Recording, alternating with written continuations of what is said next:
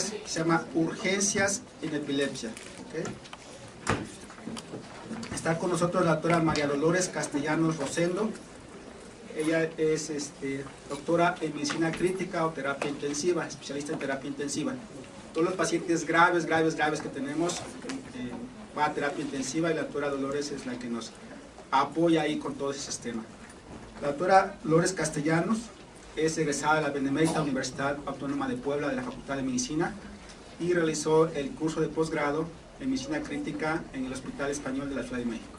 Entonces, le agradezco mucho que nos haya aceptado la invitación. Le damos la bienvenida, por favor. Muchas gracias.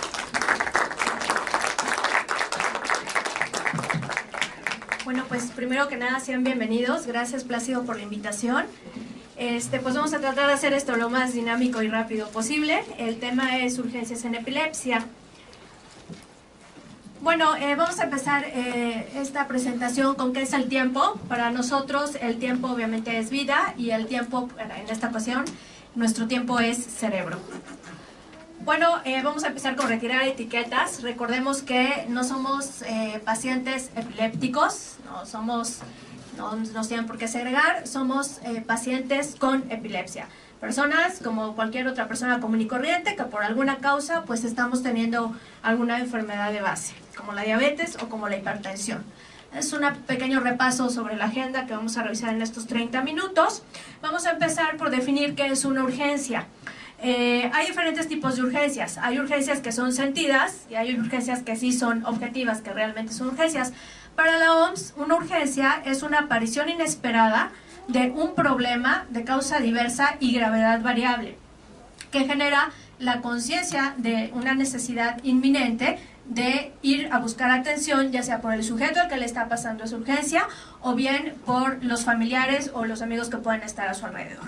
Esa es una verdadera urgencia, algo que sucede en forma súbita y que le puede generar algún malestar a alguien, ¿no? A corto o a largo plazo. Bueno, ya en algunos separadores que nos estuvieron repartiendo, ahí en la parte de atrás tenemos cuándo llevar a un paciente que convulsiona al médico o cuándo llevarlo a urgencias. Bueno, ¿cuándo tenemos que llevar al paciente que ya sabemos que tiene epilepsia o al paciente que convulsiona de nuevo al médico, sobre todo al servicio de urgencias? Primero, cuando la convulsión dura más de 4 minutos. Si una convulsión está y ya pasamos los 2, 3, 4, si llegamos al minuto 5, ni lo piensen, lleven al paciente o al familiar a urgencias, por favor. O bien, hay que recordar, es muy importante, de ser posible, cronometrar cuánto tiempo nos dura la convulsión.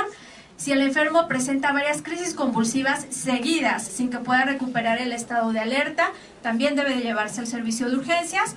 Si la crisis es diferente a otras crisis que ha presentado previamente, si la persona ha sufrido algún traumatismo o alguna lesión durante la convulsión, si después de la convulsión no se restablece la respiración normalmente, las pacientes embarazadas sí tienen que ir a urgencias, y si el paciente no se sabe epiléptico y nos convulsiona por primera vez, también es importante llevarlo al servicio de urgencias.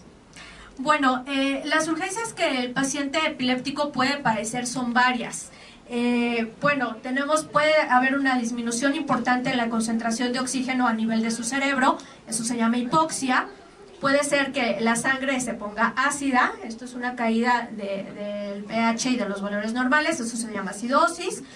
Puede ser que le baje la glucosa, que le suba demasiado la glucosa, que tenga alteraciones en la presión arterial, eso se llama hipohipertensión. Cuando son convulsiones tónico-clónicas, como ya nos había mencionado el doctor en la plática previa, obviamente la contractura muscular es tan importante que en algunos momentos puede haber una destrucción de algunos haces musculares. Eso le denominamos rhabdomiólisis. Es una destrucción muscular, genera dolor, genera un metabolismo que se llama lactato, y bueno, eso es una verdadera urgencia médica. Puede ser que el paciente tenga un potasio alto en su sangre por la misma destrucción de los haces musculares, puede hacer una disfunción a nivel de su riñón, puede tener arritmias al momento de la convulsión. Si en algún momento no se le dieron las medidas necesarias de prevención para que el alimento o el jugo gástrico no se le vaya a los pulmones, puede tener broncoaspiración. Esas mismas partículas de alimento que van al pulmón hacen que el pulmón se infecte y conduce a la neumonía, o puede ser que el paciente presente fiebre.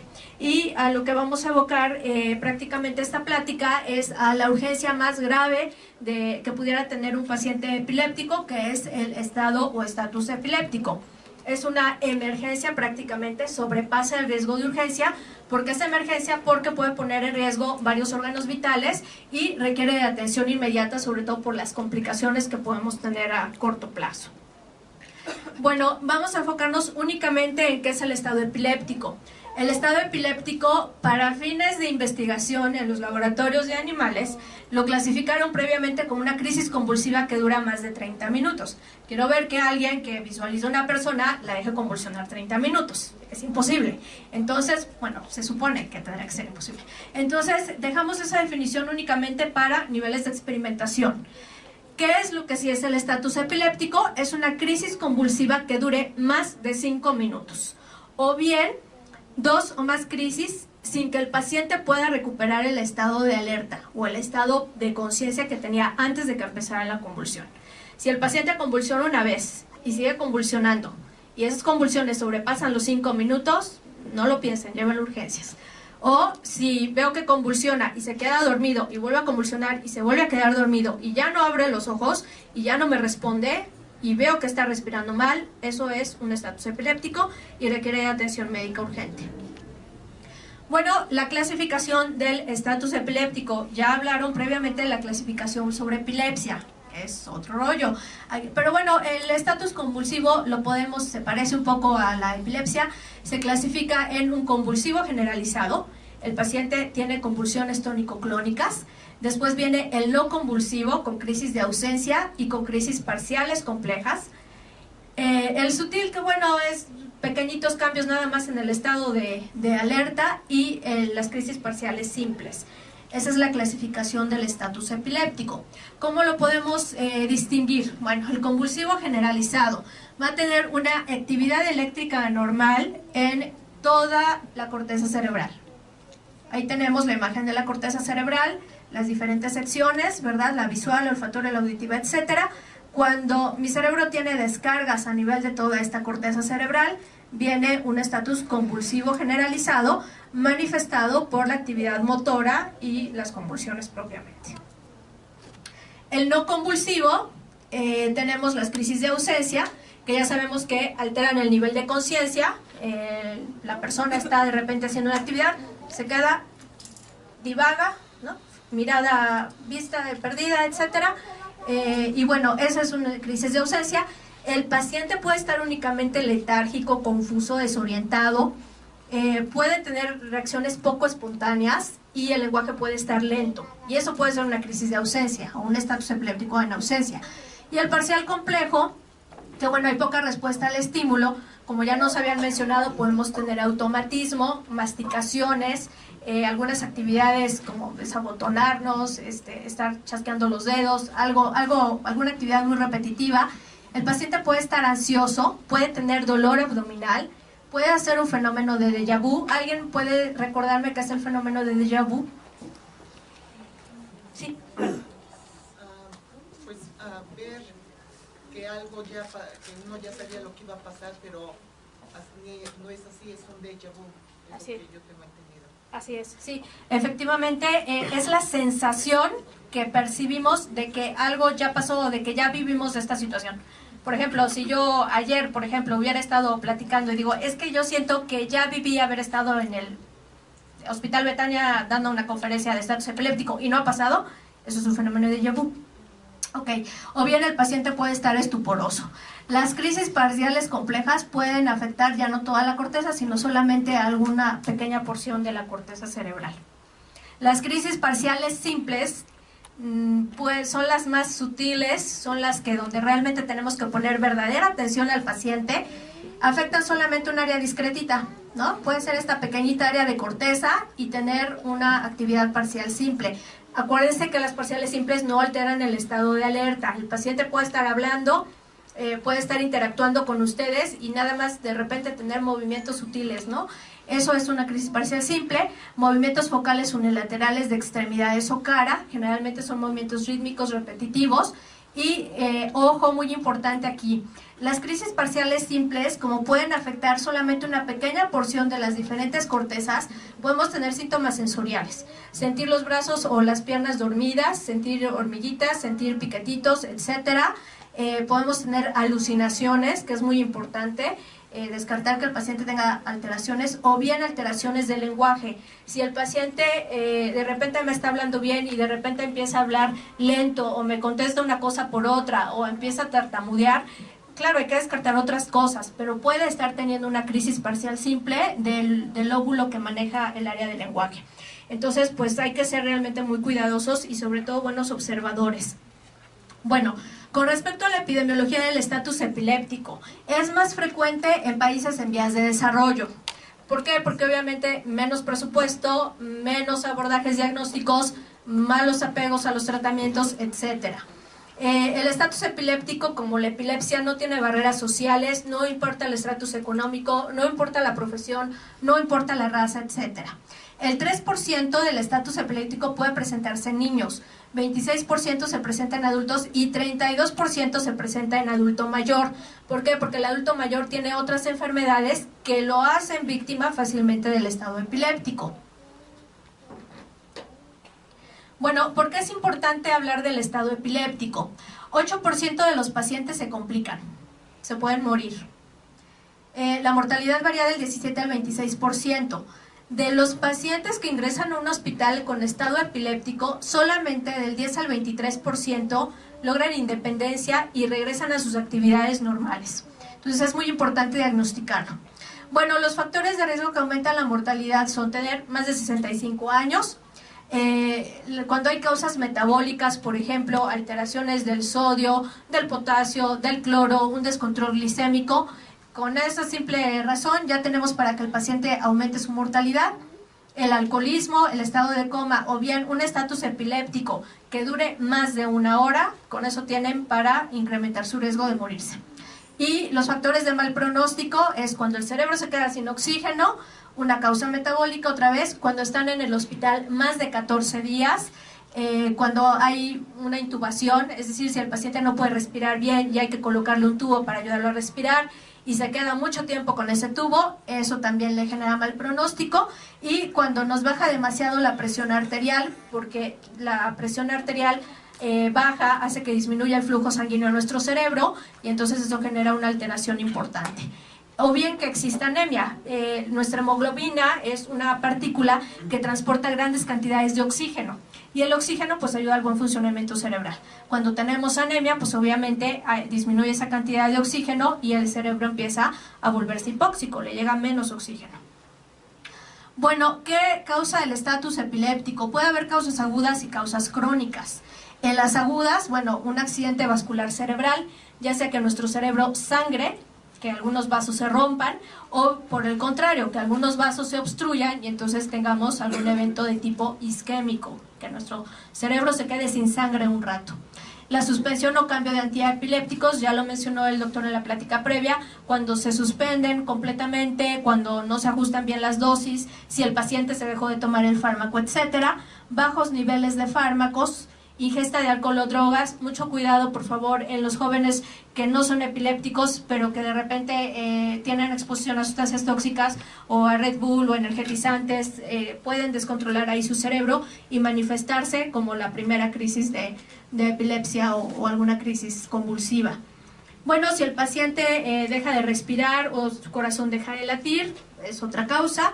Las causas metabólicas, ya mencionamos, control de la glucosa, calcio, potasio, etcétera, hormonas tiroideas, todo eso puede desencadenar el evento.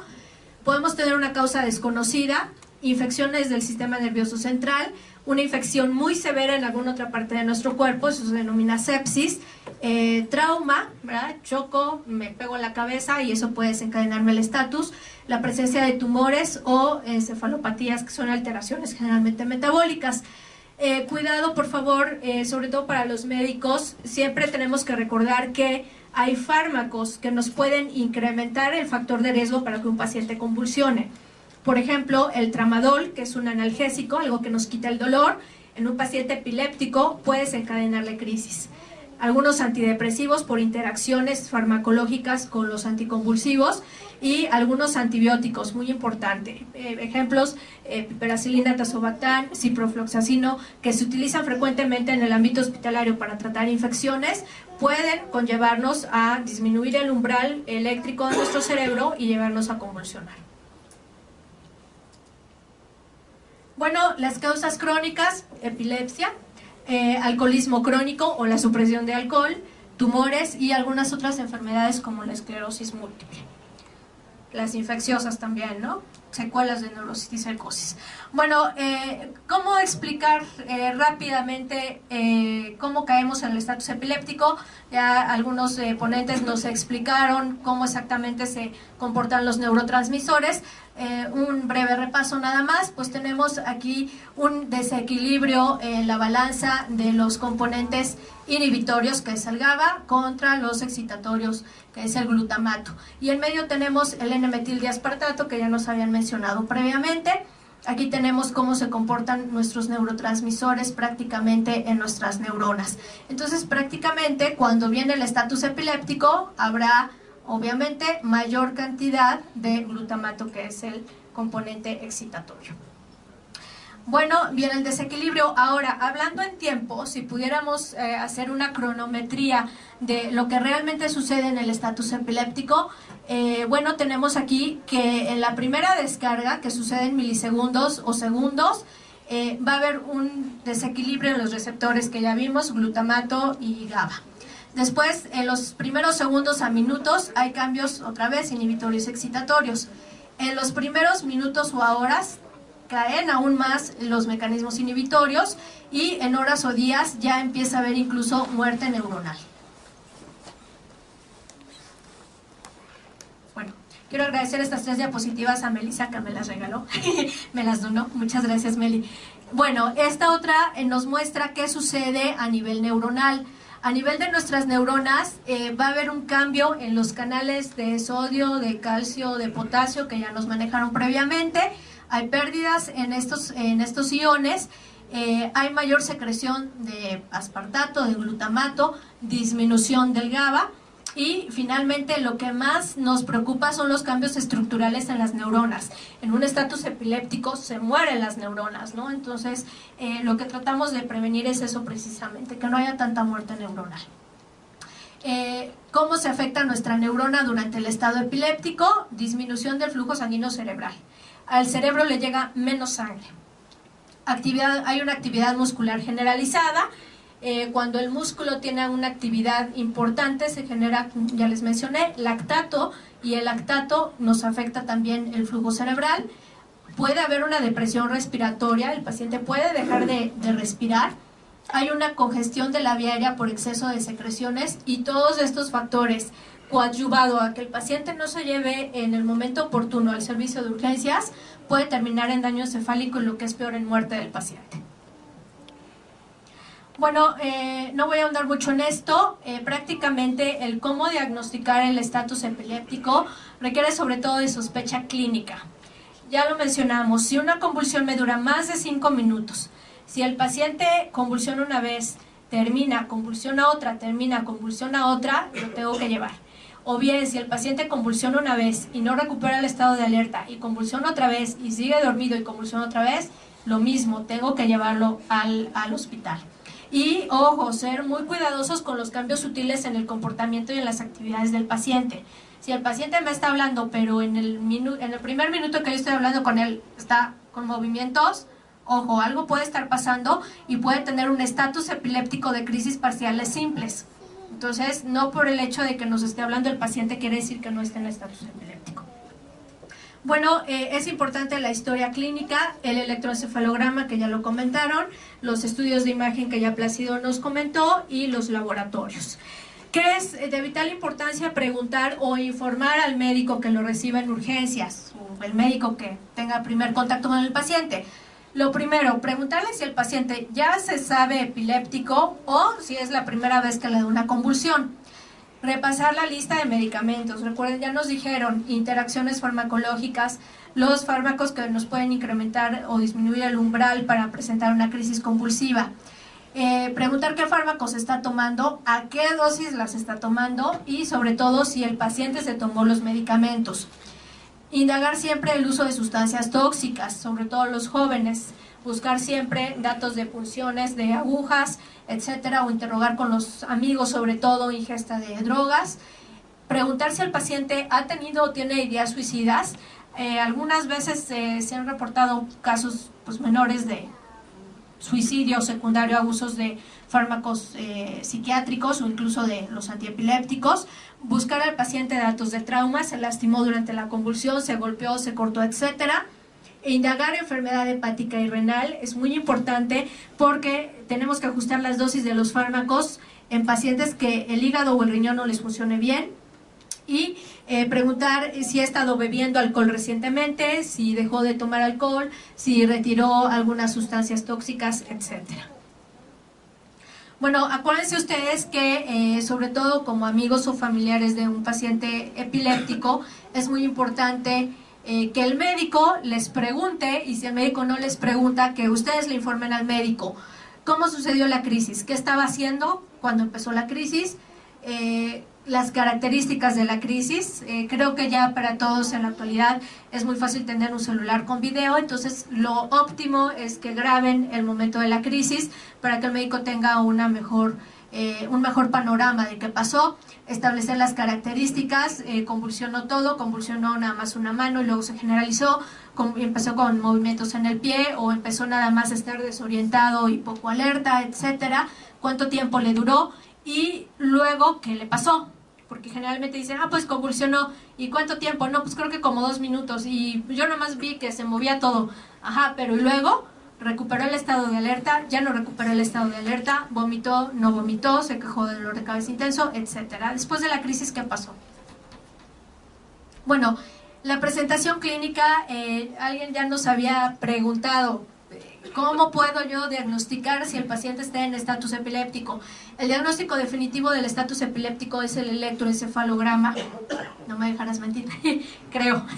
Bueno, pero, ojo, el médico la tiene difícil, porque lo primero que tiene que hacer para diagnosticar el estatus epiléptico es sospecharlo y preguntarle al familiar cuánto tiempo duró la crisis y si recuperó o no el estado de alerta entre la crisis.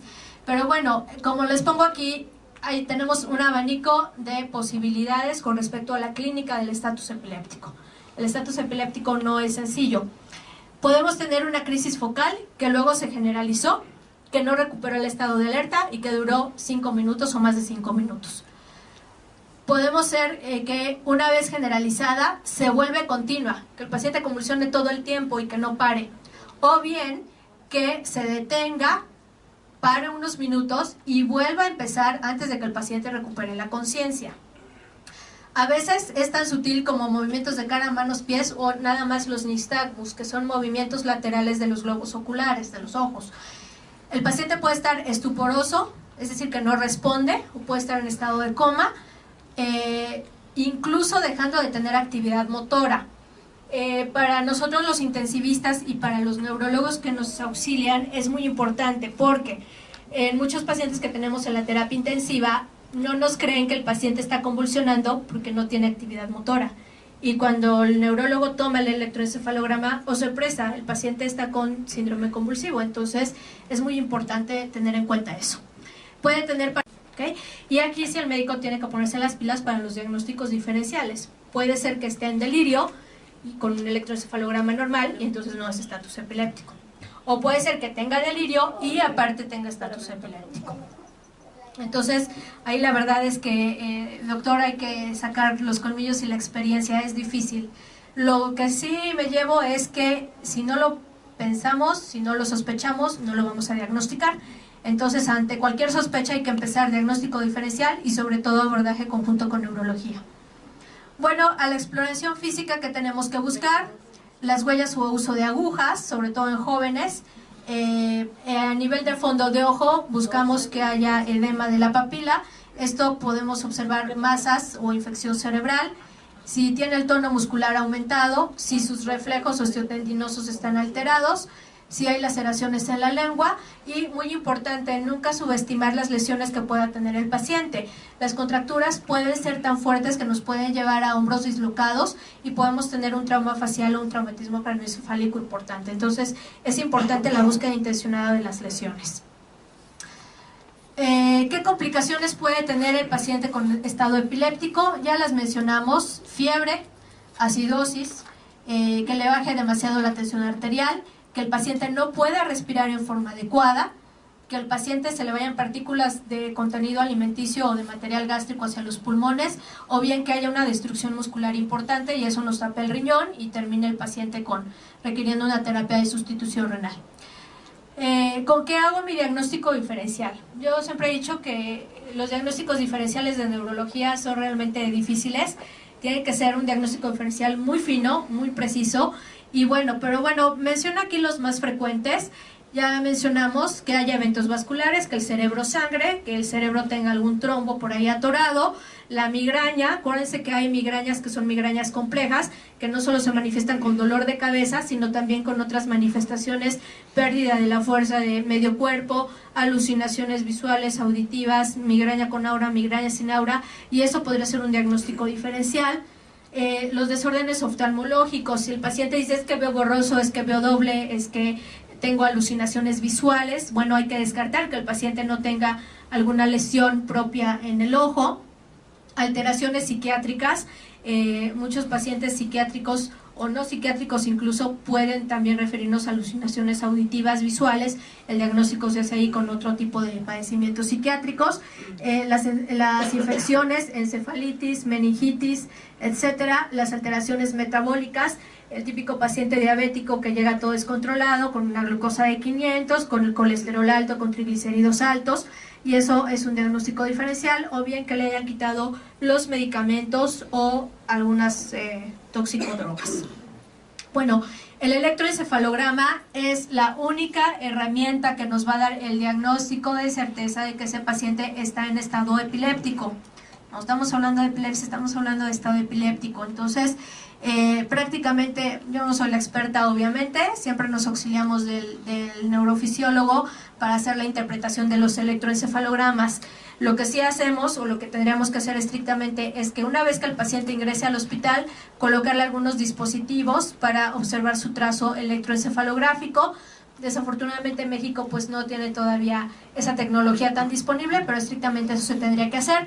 Ahí estamos viendo un estatus eléctrico no convulsivo.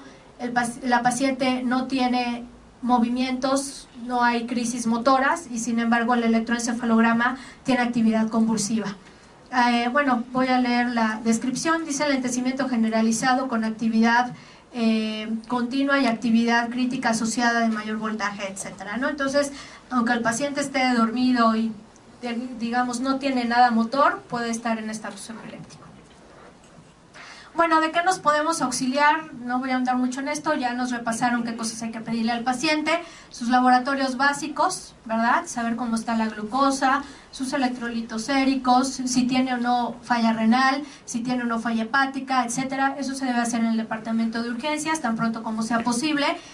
Una vez que el paciente se ha estabilizado, pero lo más pronto posible, llevarlo a tomografía. Si sus condiciones lo permiten, hacerle una resonancia magnética, y dependiendo del paciente y de sus condiciones y de los antecedentes, considerar el perfil toxicológico y la punción lumbar.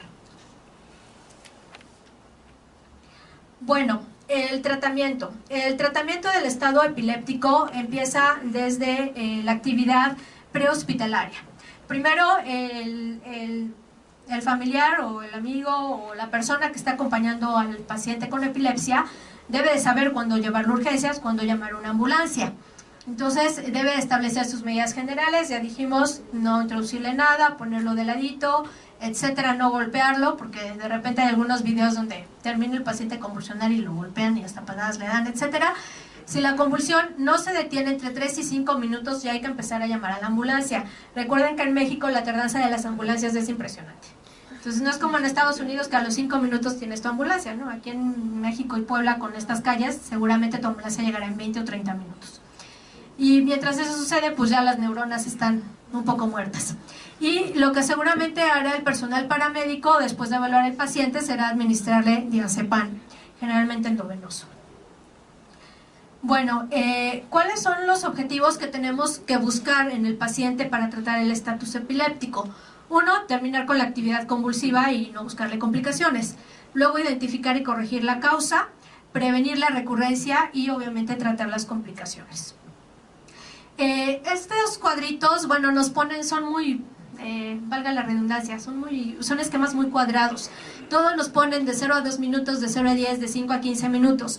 La realidad es que el equipo que recibe al paciente en urgencias con estatus epiléptico tiene que trabajar en forma conjunta y hacer todas las actividades en el menor tiempo posible.